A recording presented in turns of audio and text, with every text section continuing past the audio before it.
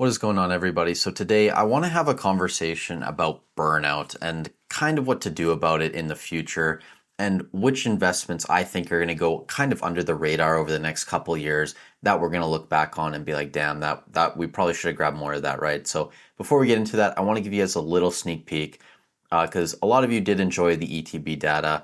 A lot of people asked me to do PC ETBs, and I'm going to do that next week. And I don't think I'll do it at the same frequency as regular ETBs. I might do it every second week or maybe just once a month.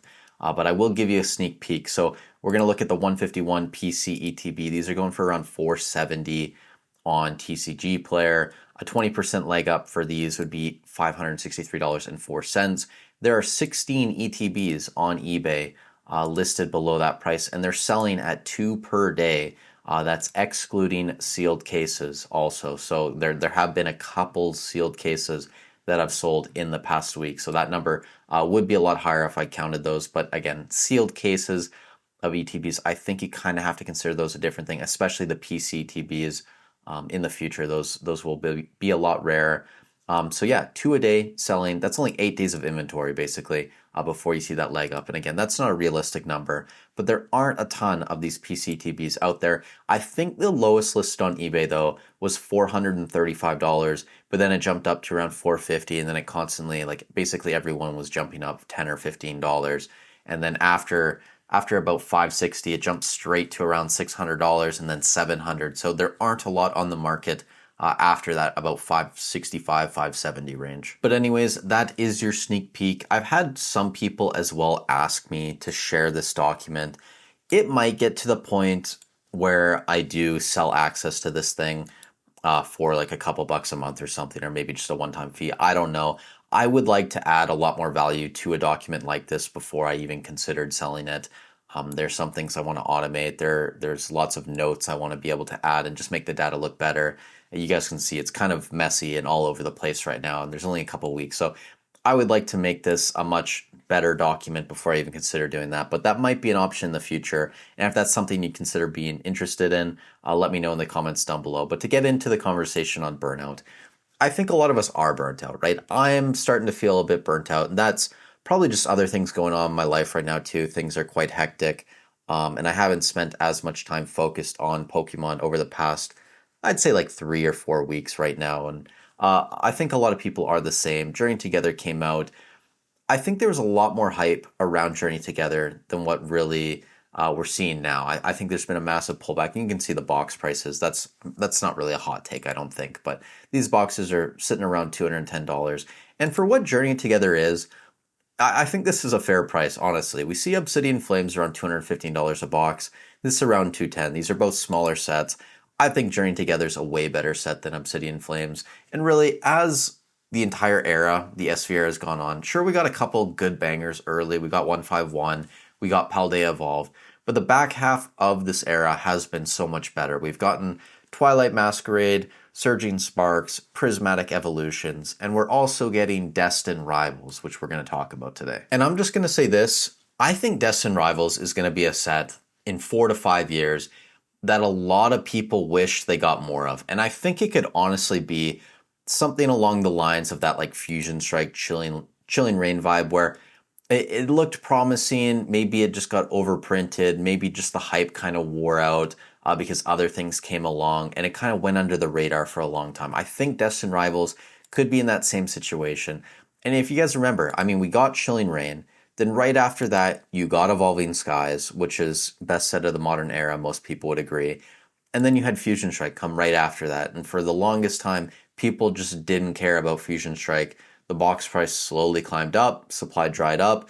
Now the box is $500 USD, and everyone loves the Gengar, Espeon, and Mew. And it really confuses me, like how many people just bash Destined Rivals once we got the reveals of a lot of these cards. I think this set is amazing. I genuinely think it's amazing. Now, I understand some people had very high expectations of what we were going to get in terms of Team Rocket Pokemon. But if you just ignore all the hype that was around this set, and Pokemon just released a set like this onto the market, you had no expectations, you'd probably be very stoked. It would look good, right? You have the Cynthia's Roserade, which I think is great. You also have the Rapidash in here. These were some of the earlier releases. Both of those were already good cards. We got the Ethan's Typhlosion, awesome. We got a Houndoom. This is an amazing card. I really love this one. I think this is better than the one from Shrouded Fable by far. Then we have Blaziken. I'm not a huge fan of this card, to be honest. I like Blaziken. I like the Fire Chicken, but I don't even know what's going on in this artwork. Misty cards, again, not my favorite artworks, but they're Misty cards, right? So there's going to be some value, some collectability there. I really like a lot of these Team Rocket releases. The Raticate, not my favorite Pokemon. It's not really doing it for me, but it's still a decent artwork. I kind of like the style of a lot of these cards. The Kangaskhan, I like this one a lot. I really do. I enjoy the artwork. Decently popular older Pokemon. The Meowth, you guys have heard me talk about this. That's awesome. This Murkrow, I really enjoy this artwork as well. And those are just the illustration rares of the set. I mean, the full arts, whatever. I'm not really a fan of full art cards. They just don't do it for me. Some people like them. Great, that's awesome. Trainer cards, same deal. I'm not really a fan of trainer cards. But when you get down here at the SARs, this is where things get very interesting. The Moltres, this is an amazing card. I don't care what anyone says. This is going to be quite expensive. I'm really hesitant to put prices on things because we don't know the pull rates for these sets, and that is going to influence the price of a lot of these cards, but this is going to be an expensive card either way. Same thing with the Ho. I don't like the artwork, but we know it's going to be expensive.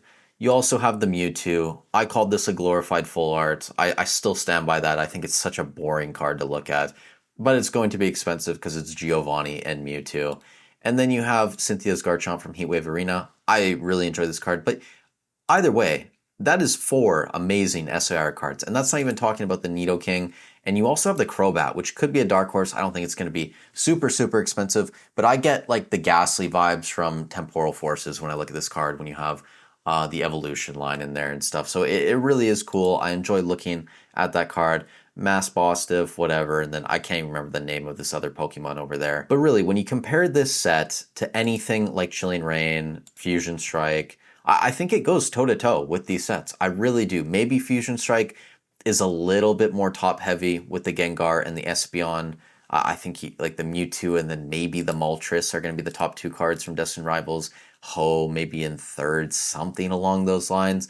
So maybe Fusion Strike's slightly more top-heavy, but I think a lot of people at this point, as ridiculous as this seems too, because the box is still pre-ordering around $290, I still think people are sleeping on how good of a set Destined Rivals is. And this is coming from someone who only has 2 boxes pre-ordered, and I'm giving one to my cousin. So I'm going to have 1 booster box of this set. That's all my exposure right now. And the reality is, following something like Surging Sparks, sure, Journey Together's in there as well, but Surging Sparks and Prismatic Evolutions, it's very difficult to follow sets this good, especially Prismatic. Like I said, Evolving Skies came out, then right after we got Fusion Strike. Which set would you rather open? Would you rather open Prismatic and chase all the evolutions, or would you rather open Destined Rivals and maybe just chase a Mewtwo or a Moltres when people were expecting maybe Rocket Snorlax or the Entei or all these cards? I understand why people would want to go back to Prismatic, especially now with a lot of it getting reprinted.